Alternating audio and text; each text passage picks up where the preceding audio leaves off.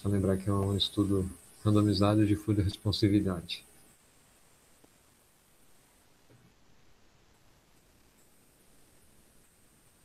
Vamos lá, então. Obrigado, Renan.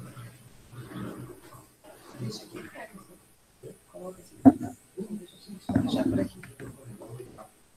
Pessoal, para quem não me conhece, né, eu sou Renata, R4, hoje eu vou apresentar o FRESH, que foi um estudo publicado esse ano no CHEST. Então, da onde surge a necessidade desse estudo? No tratamento da sepse, um dos itens principais é a administração de fluidos, né, a ressuscitação volêmica. Então, aqui a gente tem a última atualização do Survive Sepsis Campaign, que mantém a indicação de administrar 30 ml por quilo de volume para todo paciente que está hipotenso ou que está com lactato aumentado. Eles colocam essa medida como uma medida com alta recomendação, apesar de ter baixa qualidade de evidência. Só que, por outro lado, o que a gente tem visto é que nos últimos anos, principalmente na última década, surgiram vários estudos mostrando que a sobrecarga volêmica em pacientes sépticos traz vários desfechos negativos, principalmente o aumento da necessidade de ventilação mecânica, o aumento da necessidade de diálise e até um aumento de mortalidade. Então, é imperativo que a gente saiba quais são os pacientes que precisam de volume e, mais do que isso, que a gente entenda qual que é a dose de volume que a gente vai dar para esses pacientes. Então, para responder isso, inaugurou-se aí um capítulo novo na medicina intensiva, que é a fluidoresponsividade, que é o estudo de métodos que possam predizer quais pacientes vão responder ou não a volume.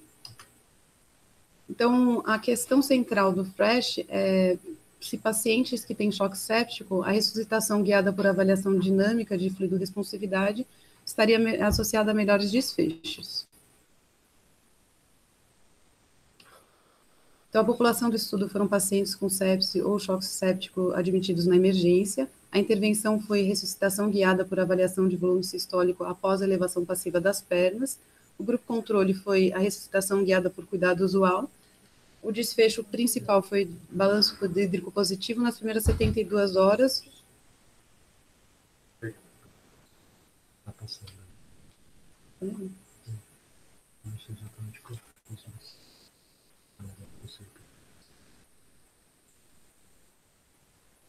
Desculpa. Uhum. Acho que eu respondi e está lançando outra tela. Ficou parado. Desculpa. Será que eu volto ou toco baixo?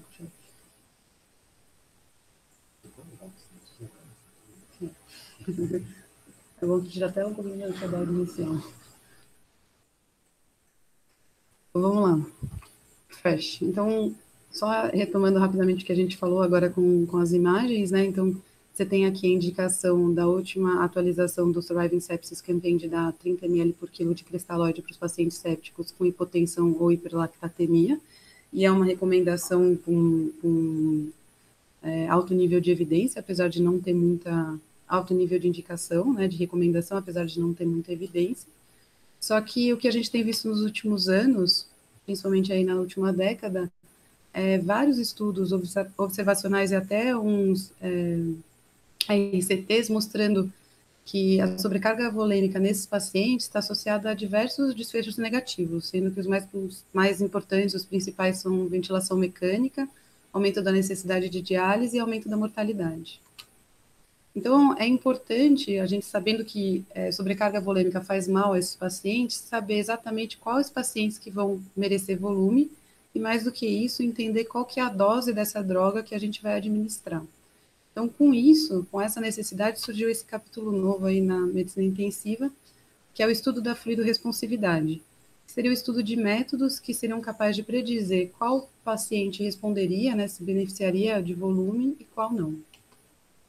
Então, a questão central desse estudo é se em pacientes com choque séptico, a ressuscitação volêmica guiada por uma avaliação dinâmica da fluidoresponsividade estaria associada a melhores desfechos.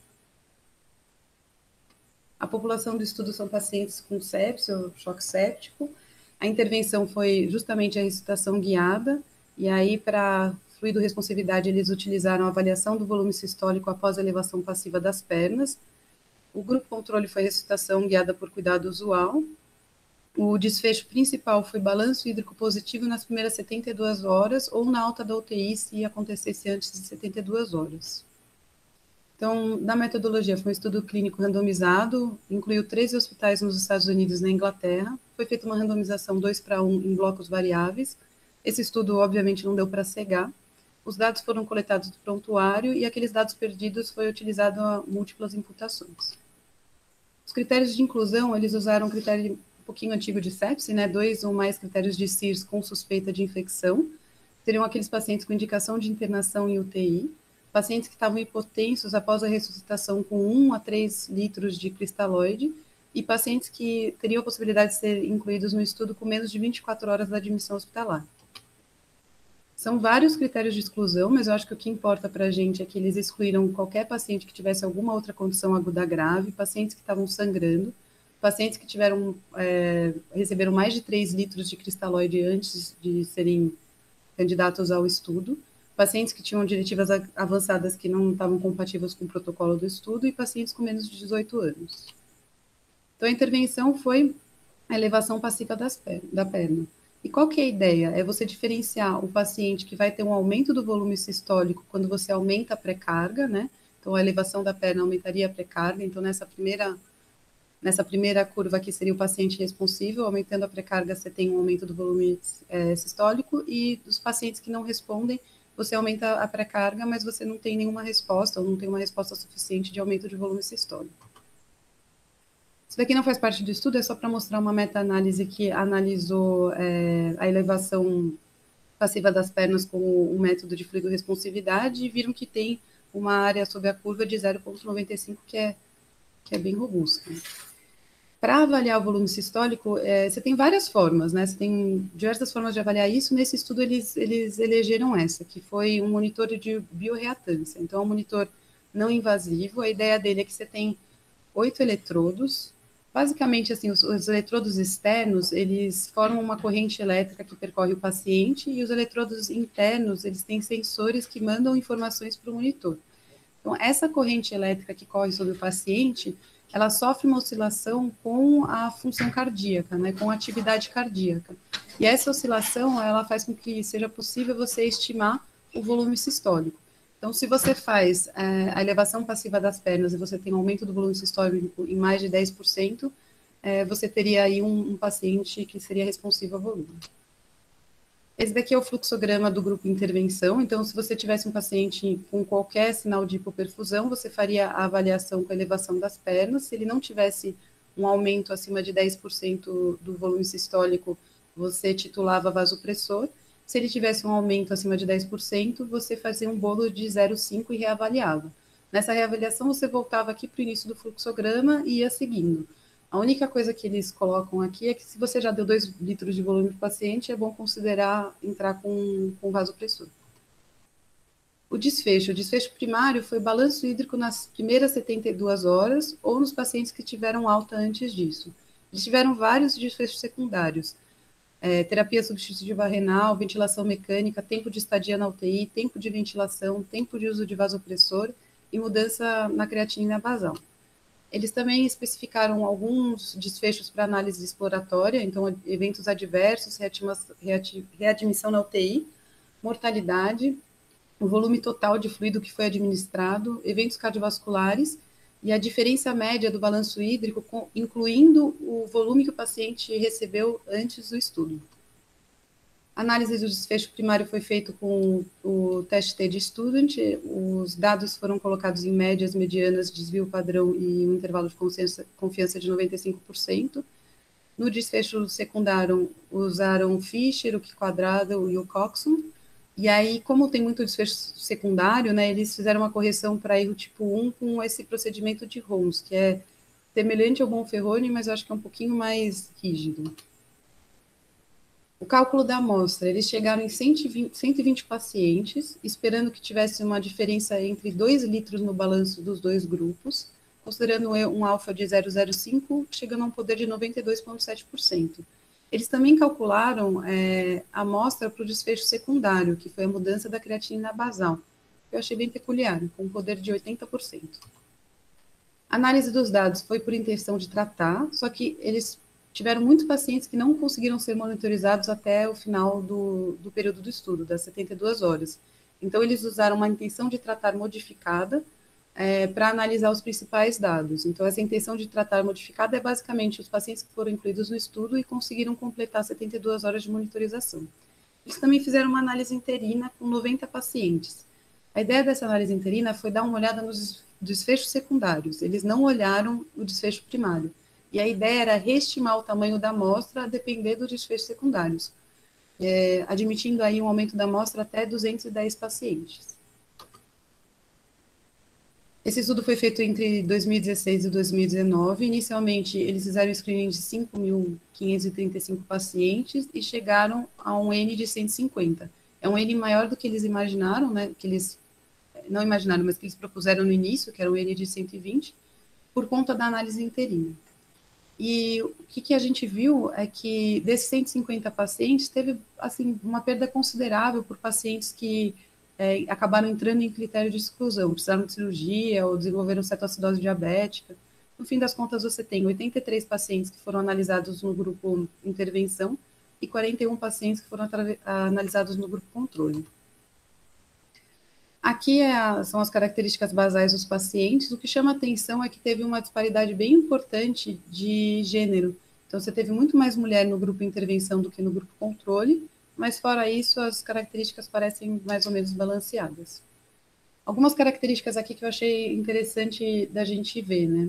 Então, o tempo entre a chegada no pronto-socorro e o início do estudo, né, o paciente ser admitido no estudo, foi entre 4 horas e meia, 5 horas. Então, já não é aquele paciente que está naquela fase hiperaguda, assim, do primeiro atendimento da sepse. Também chama atenção que esses pacientes receberam uma quantidade razoável de volume antes de entrarem no estudo, entre 2,5 litros. Os pacientes que estavam no grupo intervenção, eles demoraram cerca quase 7 horas da chegada do hospital para serem aplicadas a primeira monitorização, né? Outra coisa que chamou atenção, não que chamou atenção, mas que eu acho que é interessante, é que no total dos 80 e tantos pacientes, eles fizeram 382 avaliações, né, monitorizações com a elevação das pernas. Nas primeiras 24 horas, eles fizeram 67% dessas avaliações, ou seja, nas primeiras 24 horas foi quando você teve aquela situação do paciente estar hipoperfundido e você precisar fazer a avaliação dele precisar ou não de volume. E desses pacientes que foram analisados nas primeiras 24 horas, 41% eram fluido responsivos e quase 60% não eram responsivos a volume. Agora, falando um pouquinho dos desfechos, o desfecho primário é balanço hídrico. Então, foi só ver se no grupo intervenção e no grupo controle teve alguma diferença do balanço hídrico. E teve, né? O grupo intervenção fechou um balanço hídrico menor do que 1 litro, depois de 72 horas, e o grupo controle fechou um balanço hídrico de 2 litros. Aqui, eles excluíram os pacientes com diálise. Mas quando você vê no apêndice os pacientes com diálise, você vê que mantém, mesmo com a diálise, mesmo você fazendo essa medida de ressuscitação, de desressuscitação, você ainda mantém um balanço hídrico menor no grupo intervenção do que no grupo controle. Outras coisas a respeito de balanço hídrico e administração de fluidos. Eles analisaram qual que foi a quantidade total de fluidos que eles receberam durante o estudo, e eles viram que o grupo intervenção recebeu 3.354 ml, enquanto o grupo controle recebeu mais de 4.000. Fizeram uma avaliação do volume, não só o que foi recebido durante o estudo, mas que também foi recebido antes deles serem inclusos no estudo. E viram que os pacientes do grupo intervenção receberam aí quase 6 litros de volume e os pacientes do grupo controle receberam quase 7 litros de volume. E quando recalcula o balanço hídrico em 72 horas, considerando esse volume que foi administrado antes da inclusão no estudo, você vê que os pacientes do grupo controle receberam cerca de 3 litros e os pacientes do grupo intervenção receberam cerca de 4,5 litros. Outros desfechos, né, agora secundários. Necessidade de terapia substitutiva renal. Você vê que a necessidade foi bem maior no grupo controle, né? E eles viram também se teve alguma diferença na mudança da creatinina basal. Tem até uma diferença numérica, mas ela não foi estatisticamente significante. que leva a pensar que, de repente, não é um bom marcador para pacientes que estão recebendo volumes, porque você ainda tem a hemodiluição do próprio volume, né? Necessidade de ventilação mecânica também foi bem maior no grupo controle, o grupo intervenção precisou menos de ventilação mecânica. E quanto ao tempo de ventilação mecânica, você vê que numericamente o grupo controle ficou mais tempo no ventilador, mas isso também não teve significância estatística. Eles deram uma olhada nos outros desfechos, né? O único que mostrou alguma significância foi os pacientes do grupo intervenção tiveram mais alta para casa do que os pacientes do grupo controle, e dos outros desfechos eles não viram diferença, que foi tempo de estadia de UTI, tempo de uso de vasopressor, tempo de uso de inotrópico, estadia em UTI, incidência de eventos cardiovasculares e até incidência de mortalidade também teve uma diferença numérica, mas que não mostrou significância estatística. A conclusão dos autores é que você guiar a administração de fluidos em pacientes sépticos através dessa monitorização fisiológica dinâmica está associada a uma melhora nos desfechos de função orgânica e possivelmente até de mortalidade. Eu não tenho muita conclusão, mas eu tenho algumas dúvidas e algumas reflexões que eu vou compartilhar com vocês. Eu acho que agora fica bem fundamentado que a sobrecarga volêmica faz muito mal para os nossos pacientes e a gente precisa achar formas de evitá-la. E aí os métodos de fluido responsividade se propõem a ser um caminho para evitar a sobrecarga volêmica aos pacientes. Eles podem ser uma alternativa? Acho que podem, mas eu acho que tem muitas reflexões que a gente tem que colocar antes. Então, primeiro é entender o que é a fluido responsividade. Então, aumentar o volume sistólico em 10% é um desfecho fisiológico, é um desfecho substituto, e como qualquer desfecho fisiológico substituto, ele tem as suas fragilidades. Então, a gente fica em dúvida do quanto essa resposta ela persiste, ou quanto é só uma resposta fugaz, e mesmo se persistir essa resposta, a gente não sabe se aumentar o volume sistólico em todo paciente vai levar a um aumento da DO2 ou da VO2 do paciente. E mesmo aumentando o DO2, aumentando outros parâmetros fisiológicos, a gente ainda tem uma distância entre isso e desfecho clínico real, né, de benefício em diminuir disfunção orgânica, diminuir necessidade de suporte e mortalidade. Então, acho que essa é uma reflexão importante para fazer com os métodos de fluido responsividade e me deixam com a impressão que esses métodos, eles não cabem muito para você triar que paciente que vai responder a volume. Acho que até o nome, ele leva a gente para um viés errado, assim, né? Acho que eles são mais métodos de você ver se o paciente tolera ou não, assim. Então, de repente, se você tem alguma coisa no seu raciocínio clínico que te leva a crer que aquele paciente vai precisar de volume, você pode usar um método de fluido responsividade para ver se ele tolera ou não. Inclusive levando em consideração que 50% dos pacientes sépticos, eles não vão responder volume logo de cara, né? E mais do que isso, é a gente entender dentro da sepse, qual que é o paciente que a gente vai olhar e vai falar, não, esse paciente, ele merece volume. Porque a ideia de dar volume está muito arraigada, mas ela não tem muita evidência por trás. Então, por exemplo, naquela atualização do Sepsis Campaign, eles dão 2 referências quando eles falam da indicação de dar volume para o paciente séptico. E eu fui ver essas referências, as 2 referências são o próprio consenso, os consensos anteriores da Sepsis Campaign. E eu não acho que isso é mau caratismo, mas eu acho que, assim, entender um pouquinho historicamente de onde vem a gente dar volume para os pacientes.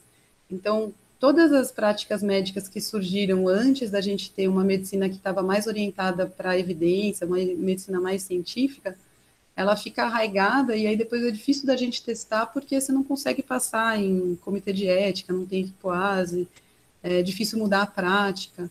Mas se for olhar friamente, eu não consigo encontrar evidência que realmente suporte dar volume para esses pacientes. Não que não exista, talvez exista, mas acho que se existir é muito menor do que a gente dá, né? A gente viu nesse estudo, os pacientes receberam, do grupo controle, né, do cuidado usual, receberam 7 litros de volume, Então, acho que antes da gente gastar a nossa energia, a nossa TP em procurar métodos de fluido-responsividade, é a gente olhar com cuidado para o nosso cuidado usual, né? Repensar o nosso cuidado usual. Acho que os dois estudos, os únicos estudos que eu conheço que compararam dar ou não dar fluido foram os dois estudos africanos, né? O FISH, que foi um pediátrico, e um outro estudo da Zâmbia, em 2016, que não mostraram benefício em dar volume em paciente cético e que, na verdade, mostraram um malefício. Então, acho que é isso. Eu termino minha apresentação e deixo aqui algumas práticas da medicina que estavam muito arraigadas também e persistiram por bastante tempo e que hoje a gente olha para trás e com um certo horror até. E é interessante, essa daqui é a sangria, né, que acho que reinou aí por muitos, muitos séculos, e é interessante pensar que ela morreu na medicina na mesma época que surgiu a ideia de dar volume para paciente, que foi durante a epidemia de cólera. É isso.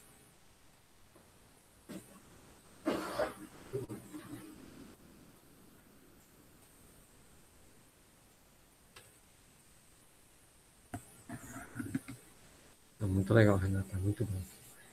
Bom, gente, então vamos lá. Do estrutura do estudo, vocês têm algum comentário? Pergunta do estudo, primeiro. É justa, não é justa? Professor, eu fiquei uma dúvida quanto ao desenho do estudo, se para avaliar a fluidoresponsividade, se o melhor parâmetro seria o volume sistólico ou o débito cardíaco. Uma ótima colocação, Cláudia, ótima colocação. O clássico é você mensurar o débito cardíaco, né? Mas existe uma, assim, olha, eu vou te responder com exemplo. Só desculpa, acho que já alguns de vocês já devem ter escutado esse exemplo algumas vezes. Mas você tem um paciente que está com 4 litros de débito cardíaco. Ele está com 120 de frequência cardíaca. Aí você vai lá e dá uma alíquota 500 ml de qualquer cristalóide para ele. Imediatamente após acabar o cristalóide, ele caiu a frequência cardíaca para 100, só que ele mantém 4 litros por minuto de débito cardíaco. Vamos supor que o Swan-Ganz é o método padrão, você mediu no Swan-Ganz e não tem jeito dele estar errado. Isso não é verdade, mas não tem jeito dele estar errado. Pergunta é, esse doente, então olha, antes de dar o volume, 120 frequência cardíaca e 4 litros por minuto de débito cardíaco. Depois de dar o volume, 100 de frequência cardíaca, 4 litros de débito cardíaco. Pergunta, respondeu ou não respondeu? Acho que respondeu. Então, e não variou o débito cardíaco. Então, assim, talvez uma forma... que assim, quando a gente fala de responsividade, débito cardíaco, eu acho que ele não define tudo, o volume sistólico não define tudo, mas entre débito cardíaco e volume sistólico, talvez o mais sensível. Se eu for pensar nesse exemplo que eu te dei, acho que não é errado falar disso. Falar dessa forma que eu estou te falando. O mais sensível talvez seja realmente o débito cardíaco, ou desculpa, o volume sistólico.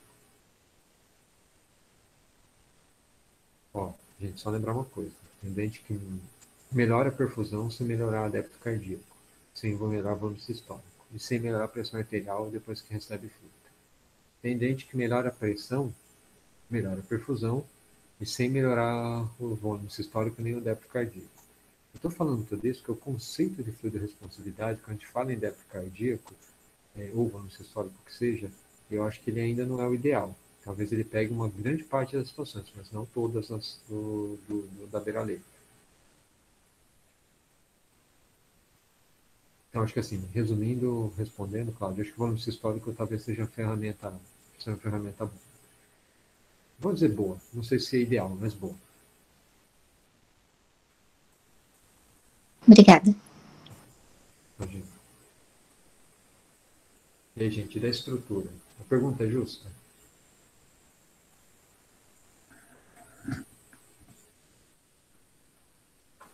O que você acha? Eu acho que a pergunta é justa. Acho que a pergunta é justa dentro do que a gente tem hoje como prática. Assim, dentro do nosso cuidado visual faz sentido. Mas o estudo, eu acho que ele faz uma pergunta, mas ele acaba te levando para outro lado. Responde outra coisa. Né? Ele te responde outra coisa, então ele te faz uma pergunta assim, vale a pena, né? Você tem benefício em usar a fluidoresponsividade para esses pacientes? O desfecho primário é diferença de balanço hídrico em 72 horas. Então, não sei, eu achei que diverge bem, assim. É uma pergunta que ela já sai do pressuposto que a gente tem que dar valor. Sim. Né? Acho que eles começaram depois do leite animado. Né? Tá bom. Então, assim, acho que a pergunta é justa, mas ela foi, acho que não no momento ideal. E dos achados, então, gente? Vai, da estrutura do estudo, acho que assim, para quem, assim, se você assumir realmente que o dente tem que ser reanimado, tem que receber volume, acho que chega naquela, não sei se todo mundo se recorda da exposição do Felipe de ressuscitação, das fases do dente crítico. Tem aquela fase aguda, a reanimação, daí tem a fase de ajuste, a fase de estabilização, depois a fase da ressuscitação. Aqui a gente já começou passada a fase de ressuscitação, né? Foi a fase mais de ajuste e talvez estabilização, entrando em estabilização. Então, acho que talvez não tenha sido o momento ideal. O momento ideal era na sala de emergência, ainda mais sendo um monitor minimamente invasivo, aí seria legal, sabe? Eu acho que a pergunta primária ainda é, precisa ou não precisa reanimar? E se precisa reanimar, quem são os doentes que precisam reanimar? Então, a gente está precisando assim, são considerações meramente teóricas, tá? Na beira-leite, acho que dá para a gente ver isso como um misto de coisas. Mas, e aí? Então, o que os resultados trouxeram aí para vocês?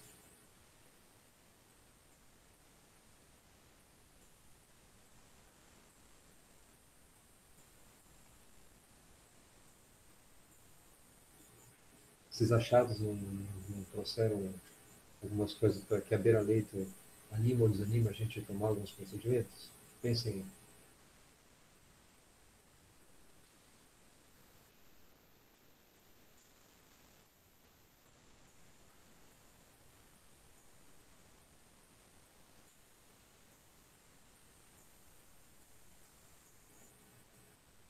Eu acho que, lendo os estudos, assim, o que trouxe para mim mais do que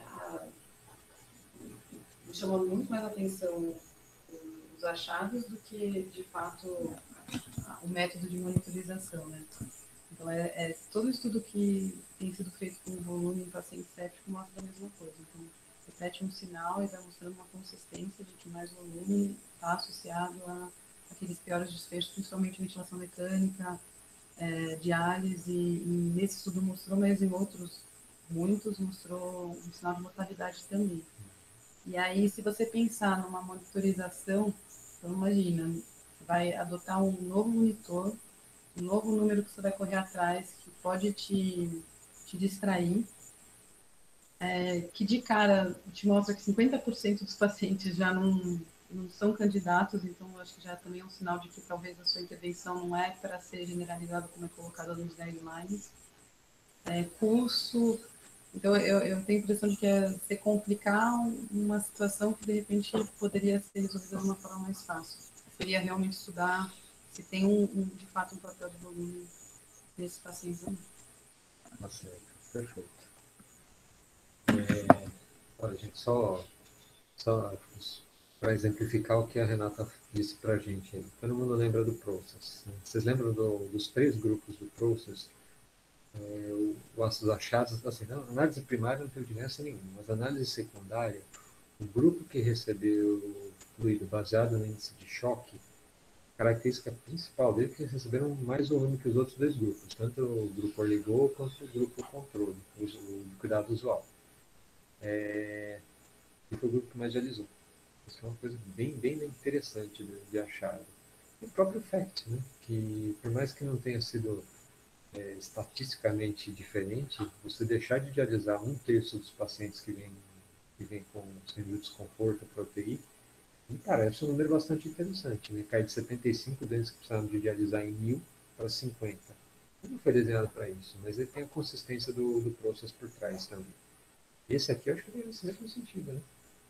Mais fluido, mais diálise. Aí acho que tem algumas formas de a gente interpretar.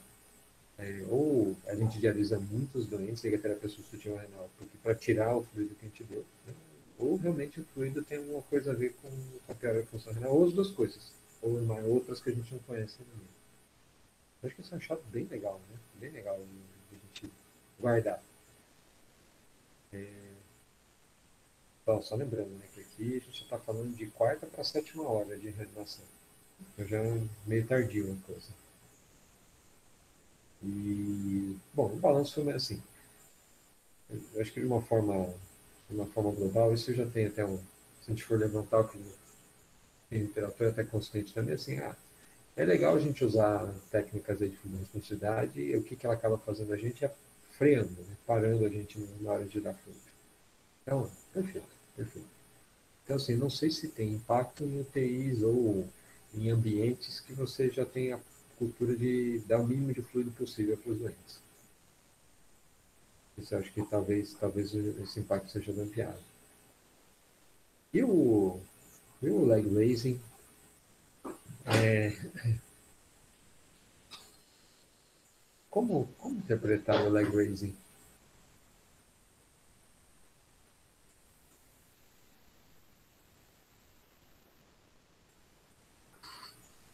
Só lembrar, como é que a gente pode ler, se levantando os membros inferiores do doente, como é que a gente pode ler se ele teve melhora realmente do débito cardíaco? Aqui eles usaram biorreatância, perfeito. Acho que todo mundo entende o que é a biorreatância. Só para a gente ter de impedância, biorreatância, não é a mesma coisa exatamente, mas o princípio é parecido. Né? Alguém se arrisca a falar?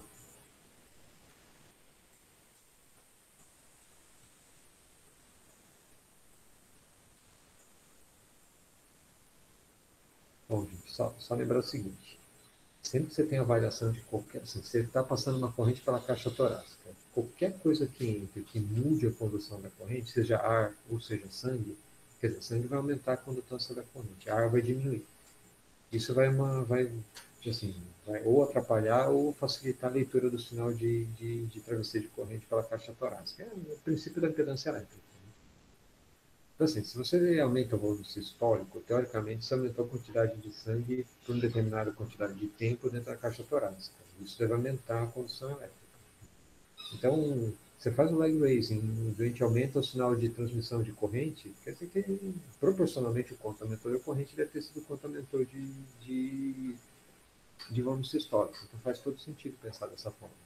Mas, assim, isso é uma das formas. Como é que a gente pode mais monitorizar fazendo leg raising, saber se o dente subiu o débito cardíaco ou não? Oh, desculpa, volume sistólico ou não.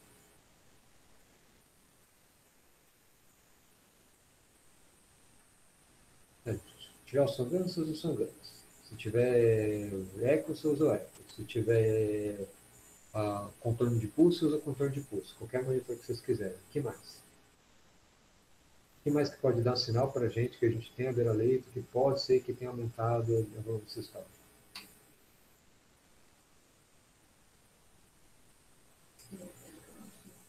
Oh, perfeito. Qualquer mensuração de Doppler na periferia. Você não consegue acessar o sininho central, o coração? Você pode ver na braquial, você vai ligado, e carótida também. Perfeito. O que mais?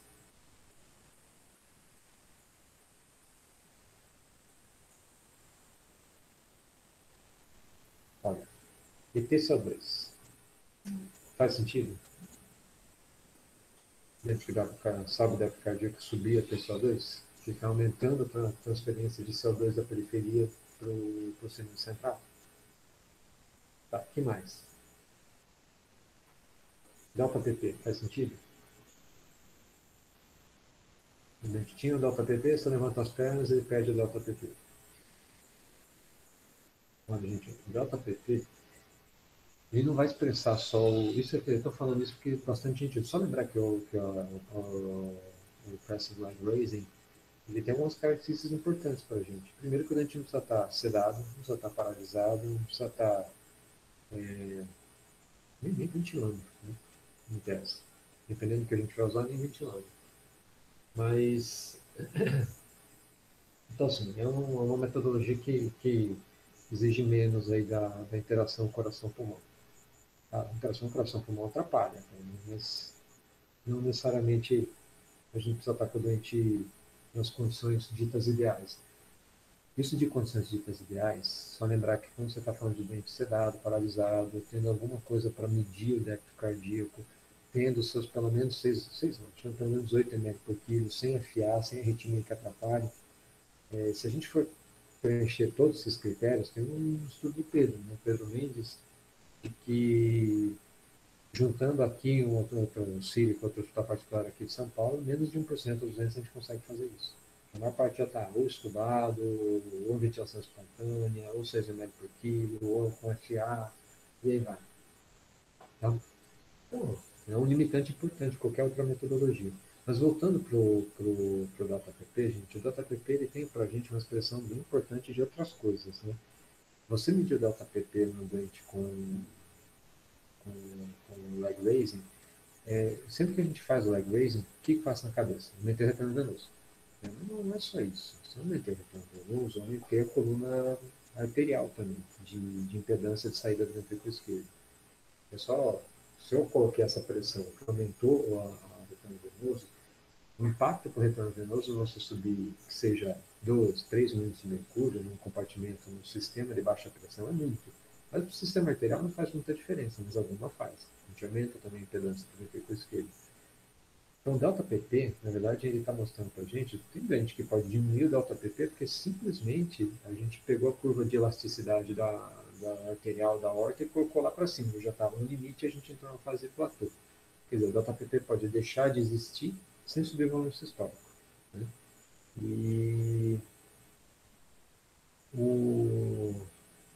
E também tem o volume sistólico. É claro que o componente arterial é um tanto quanto pequeno. Né? Isso assim, é um outro índice de responsabilidade que a gente relacionar o DataPP com o delta-VS, né, que é a variação de volume sistólico. Então, isso diz não só fluido de responsabilidade, diz fluido de responsabilidade e interação coração, acoplamento ventricular arterial. São duas coisas que está dizendo para a gente. Né? E não necessariamente isso tem expressão clínica. Quem tem bom acoplamento ventricular arterial morre menos, isso é fato. Mas não quer dizer que se a gente modulando, intervindo, vai ter alguma coisa a mais.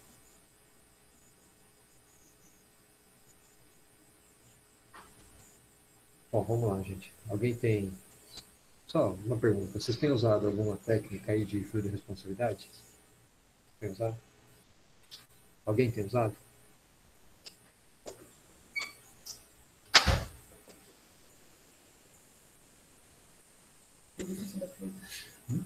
Eu não sei, assim, mas é difícil, foram poucas situações de olhar a informação. Foram mais situações assim, de perda volêmica muito óbvia, que aí a gente nem parava para uma informação. Gente, mas isso é uma cultura nossa. Não sei se ela é certa. Tem que ter a cabeça bem aberta para isso. Em alguns lugares que a gente vai sair para trabalhar, visitar, se a gente não der fluido para os doentes, não fizer nenhuma metodologia de fluido de responsabilidade, vai ser um pecado muito grande. Não dá para dizer que isso é errado. A gente faz diferente, mas de jeito nenhum quer dizer que é certo. Tá? Então, assim, precisa conhecer os métodos, precisa correr atrás deles, precisa se adaptar. Né? Só lembrando que boa parte dos serviços fazem isso. Né? Aqui dentro tem alguns que fazem, isso acho que é uma coisa bem legal. De ver coisas diferentes acontecendo. Tá bom.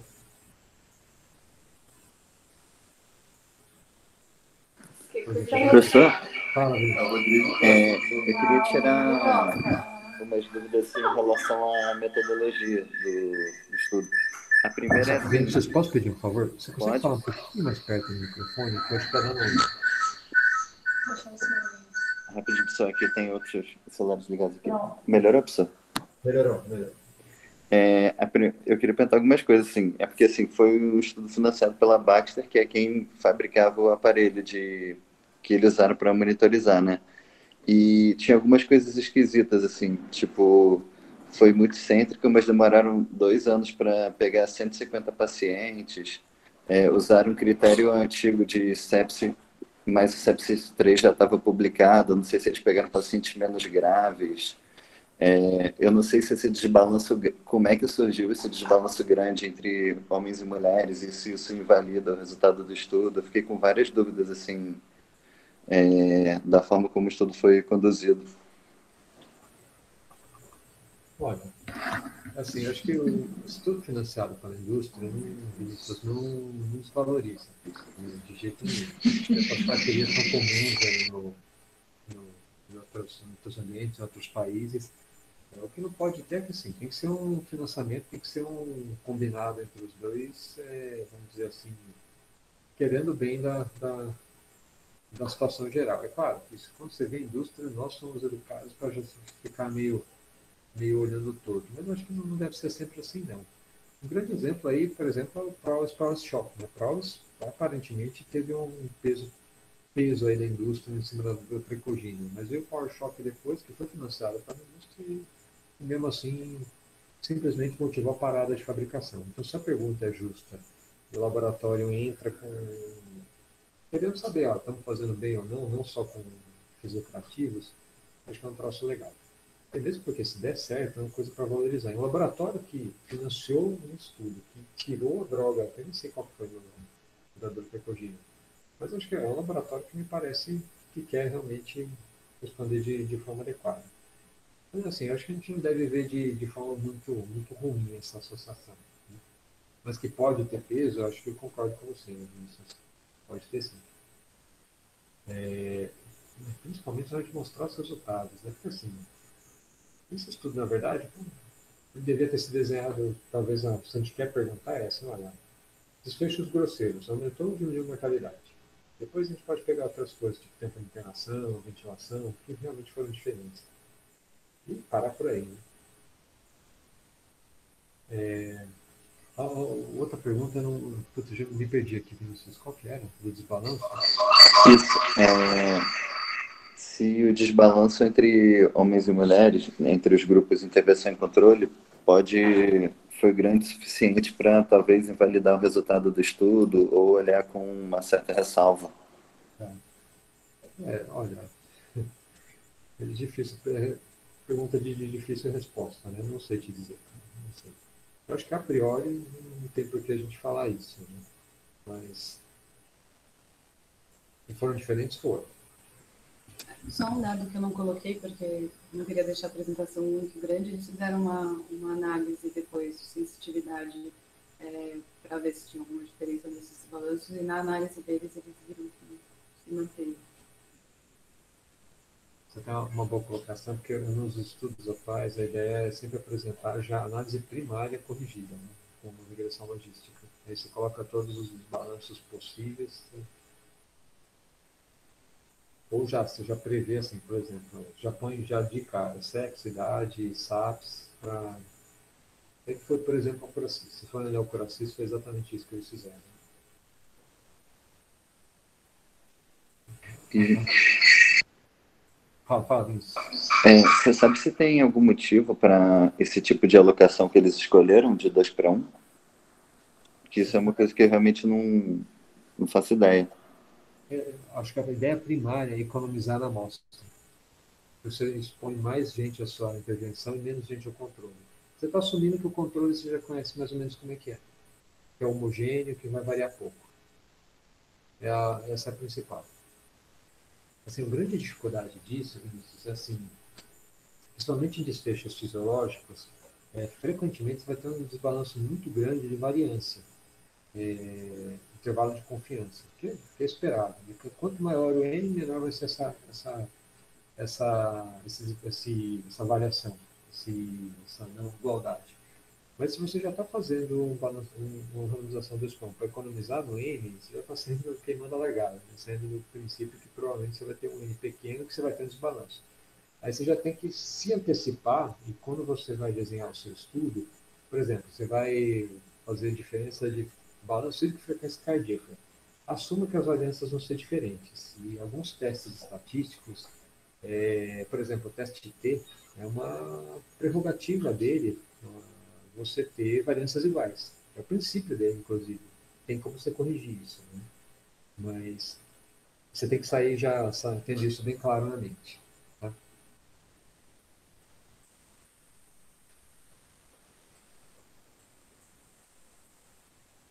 Ana Clara, você ia falar alguma coisa?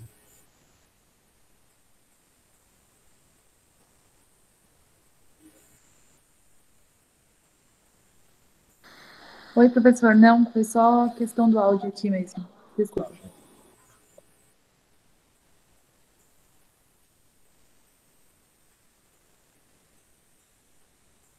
Bom, gente, alguém tem alguma colocação a mais?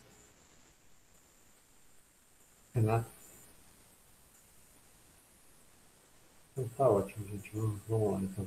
Bom apetite aí para vocês, bom almoço. Tá? E até amanhã. Tchau, tchau.